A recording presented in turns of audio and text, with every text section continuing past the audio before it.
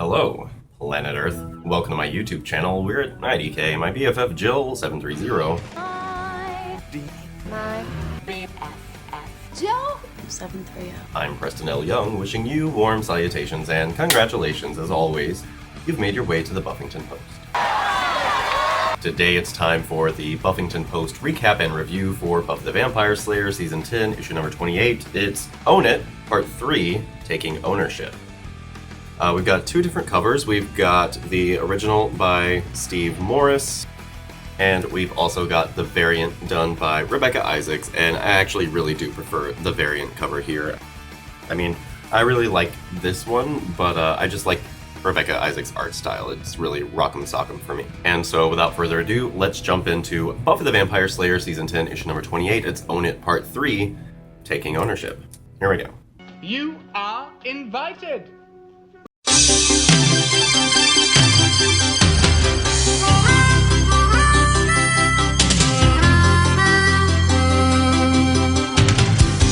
Sometimes the world looks perfect, nothing to rearrange.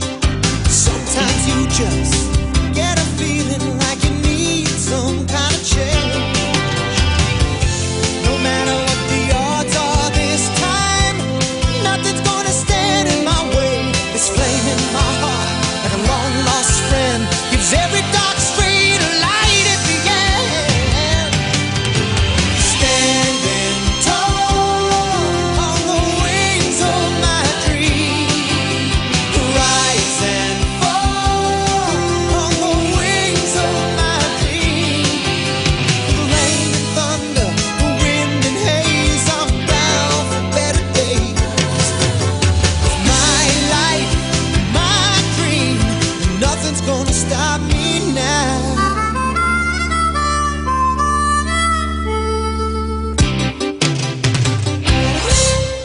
Alright, so the issue opens up and Buffy says, "Wait, really? You're choosing right now to break up with me? Are you serious?" Spike reasons to Buffy that the reason that D'Hoffryn was able to get them off of their game was because they weren't on their game because of all the interpersonal problems that they've been having, and Buffy and Spike do have problems. Like, there's a lot of things that Spike can't give to Buffy. He can't grow old with her. He can't have children with her. Everything that I've been arguing about for Spike and Buffy's relationship is what he's finally realizing and saying aloud. And he's like laying it out to Buffy, like, I can't give you what you want and need. Spike basically says, we've got all of these problems and, they're probably only going to get worse with time, so we should probably just go ahead and nip this in the bud before we hurt worse later. I think it'll be easier this way. And Buffy is just in tears at this point. Everybody's telling her she's wrong about this and wrong about that, and here Spike is breaking up with her. But Buffy says, no, I don't think so. No, we're not going to talk about this right now. And in fact, going around and getting all these answers that basically say D'Hoffryn can't be stopped, it's given me an idea, so we're going to go and see if I can make my plan work. So, back with Willow at the military, she basically gets dismissed from the premises, and they're saying, you helped to cause all of these problems with D'Hoffryn, and no, we're not going to listen to you anymore. You need to get your stuff and go home. There's nothing that Lake can do to help Willow, and Willow starts lashing out at Lake, saying, you know what? I can accomplish so much more with my friends who actually give a damn about me, and I don't have to be with this bullshit military situation anymore. It seems to work for you, which is great, but you know what? I guess good riddance. So Willow drives away from the military compound with Lake shouting after her, and it looks like these girls have broken up. Xander and Dawn, in the meantime, have been hopping from dimension to dimension, and they go to this crazy giant shrimp world, and they go to this crazy staircase world, and they go to this one world where the only way they can get some help from this crazy bunny demon is for Xander to give him his pants. There's this one dimension where a demon thing is tempting Dawn to stay there and rule over the world and create her own realm and all this fun, but she doesn't want to because she wants to, get home to her family, and there are other dimensions that have a lot nicer folks too. So we don't really know what Buffy's plan is, but whatever it is, it seems to have to do with like spreading some word around, and so she goes to the Archduchess, who is the successor of Archduke Sabassus, and basically she agrees to help them, okay? So as they're leaving the Demon Lady's place, Buffy talks to Spike and she says, I've been thinking about what you said, and sure, it would be a lot easier to just cut it off now, just nip it in the bud, but, you know, things are hard. Like, my life with Riley was no picnic. There were problems there, and he was a normal guy. Like, even though I could have children and get married and walk in the daylight with him, it wasn't perfect. And sure, things with me and you aren't perfect, but there are good things there, and I feel like we should keep working at it. But in the meantime, they are going to put a pause on the relationship talk and go about their business. So Andrew has decided to skip town and leave, but not before he goes to tell Clive how, you know, he knows what Clive was saying about him and all this good stuff, right? Well, Clive basically says, well, you clearly only got about a third of the conversation because I went on to say how I think you're a fucking amazing person and you've got all the potential in the world to be whatever you want to be and how great you are and how, you know, stuff that I can't even handle leaves me shaking in my boots. You handle like a champ, like all your demons and stuff, you know? And so, like, that's what I would have said had you asked me. So Xander and Dawn, they get this like amulet majigger for Dawn, which allows her to actually see where the portals lead, so they're not just going in blind, and they actually end up leaving one of their compatriots in this kind of super sexy dimension with these women who have no more men in their world, and he's gonna help them procreate and all this good stuff. They go to this one like super trippy world where they switch bodies, and Dawn's like, wow, are you this horny all the time, Xander? Come on.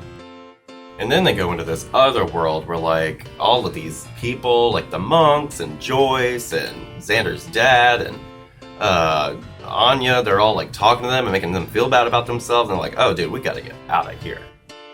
So, continuing on her mission, Buffy goes and gets Vicky to help out with whatever this plan is that we still don't know about, right? So when they leave Vicky, Buffy basically tells Spike, hey, I get it, we've got these problems, but I've been thinking about it, and I feel like you and me is really worth fighting for. They talk back and forth, and basically Spike says what Angel had said about him, and what I've been saying all season, which is that Spike has put Buffy on this pedestal. He sees her as an ideal and not really as a person, but he wants to be with her, the person, not this idea in his head anymore, and they make up and they kiss. So back at home, Giles and Willow are still feeling super shitty about themselves because of their new, like, relationships falling apart. Buffy comes in and explains to Giles and Willow, like, what her plan is, but she does this off-page, and basically they all kiss and make up, and they're all gonna band together and initiate Buffy's plan of action against Hoffman. And then Andrew shows up too. And then Xander and Dawn show up too. Everybody's back, and we've got a plan, and we end on Buffy telling everybody exactly what they're going to do with her plan, but again, we don't know what the fucking plan is. And that's where we end the issue. Alright, so overall, I enjoyed the issue. It was a lot of fun going through like the different dimensions with Xander and Dawn. I was actually thinking about using the Outer Limits as my intro theme today, but whatever. There's really nothing wrong with this issue. I like that Andrew got his stuff figured out, and I like that we brought Clive back to actually talk to him and say, hey, talk to me if you want to know what I think. Don't just accept D'Hoffryn's word for, you know, my truth, because D'Hoffryn, like Clive points out to him, must have his own agenda that he's looking out for and not Andrew's best interest at heart. And so I think Andrew is growing up more and more, and I really hope that he doesn't die, because I am enjoying this more mature Andrew that we can really lean on and depend on, and who can be the level-headed one and can come out with his fancy gadgets, right? I feel really bad for Willow. I feel bad for her, but I don't think that Lake is going to give up on her quite so easily. I think Willow just feels super defeated. You know, Willow, she doesn't like to lose. She's used to being like the A student and all that good stuff, and so when, you know, military teacher tells her bad Willow, she puts her ass on her shoulders and she goes, and I get it, she feels bad, but I do think that Lake is going to stand up for Willow and end up coming back and showing up in the end to help us all out. I really do. There's really not a lot of Giles here, but I mean, there hasn't been a fuck ton of Giles all season, and so I'm hoping that they do remedy that in season 11. I hope that we really get some much meatier stuff to do with Giles. Again, my favorite issue of season 10 so far has been number 19, Freaky Giles Day, where it was all about Giles and kind of the struggle of being young and, not being young at the same time. And I want more for Giles. There's nothing wrong with what's going on here because I really do enjoy all of the Buffy and Spike stuff a lot, and the Xander and Dawn stuff is really priceless, but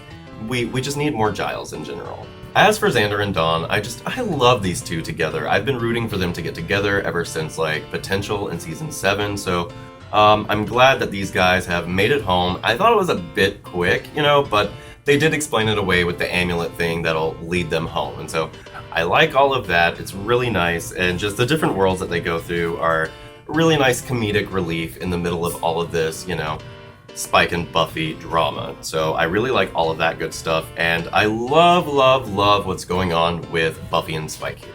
Buffy and Spike all season, they have not been really acknowledging the problems that they face as a couple since they got together, and so for them to use this issue to talk about the problems they have and not break up over them, and for Buffy to say, no, I want to fight for this. You're not just going to leave me when things get a little bit tough. This is worth my time. This is worth my effort, and I just hope that this doesn't mean that Spike is going to die, you know what I mean? But I really like everything that's going on here. The only thing that I really don't like about this issue is, what's Buffy's plan? You know what I mean? What's Buffy's plan? I did like seeing Vicky again. I had predicted that Vicky is going to stick around and kind of be a recurring baddie for us, and I really want to see more of her and just more of these new day vampires in general, and I want to get back to the politics of the world. I want to know how exactly the world is integrating with vampires and the humans at large. I really want to get more into that, and I feel like Wolfram and Hart coming back into the world is going to open up all of those doors for us, hopefully. And that's really all that we've got going on here, is just everybody getting back on the same page, literally. And I'm really excited. I don't really know what to predict going forward because we don't know what Buffy's plan is, but it's fine. It's all in good fun, and I'm excited to see how the season is going to wrap up in the last 2 issues. So, Planet Earth, let me know what you thought of this issue in the comment section down below. I hope you're having a great 2016 so far, everybody. You can come right back here to the Buffington Post anytime for Buffy the Vampire Slayer reviews, Angel and Faith reviews, Buffyverse discussions on the other Slayers, and more. Have yourselves a great day today, and I'll see you next time. Bye. Well, it's true that we love one another. I love Jack White like a little brother. Well, Holly, I love you too, but there's just so much that I don't know about you. Jack, give me some money to pay my bill. All the bill I give you, Holly, you've been using on pain pills. Jack, will you call me if you're able? I got your phone number written in the back of my Bible. Jack, I think you're pulling my leg, and I think maybe I better ask Meg. Meg, do you think Jack really loves me? You know I don't care, 'cause Jack really bugs me. Why don't you ask him now? Well, I would, but Meg, I really just don't know how. Just say, Jack, do you adore me? Well, I would, Holly, but love really bores me. Then I guess we should just be friends. I'm just kidding, Holly. You know that I love you till the end.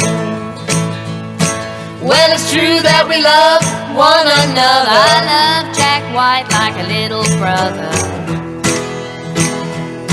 Well, Holly, I love you too, but there's just so much that I don't know about you.